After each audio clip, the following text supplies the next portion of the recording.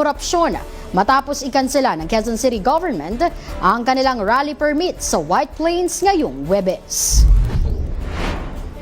Ayon sa Quezon City Department of Public Order and Safety, nabigong masunod ng mga organizer ang kasunduang panatilihin ang pagtitipon sa White Plains Avenue matapos umabot ang mga rallyista sa ilang bahagi ng EDSA na nagdulot ng matinding pagsisikip ng trapiko.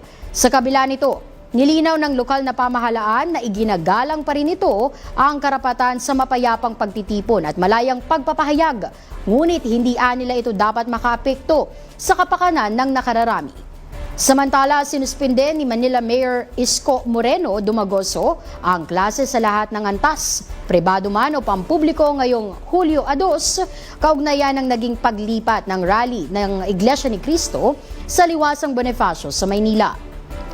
Pansamantalang isinara ang ilang kalsada sa lungsod, kabilang ang ilang bahagi ng CM Recto Avenue, Legarda, Magallanes Drive, Ayala Bridge at eastbound lane ng Ayala Boulevard. Pinayuhan ng mga motorista na gumamit ng mga alternatibong ruta upang maiwasan ang matinding trapiko.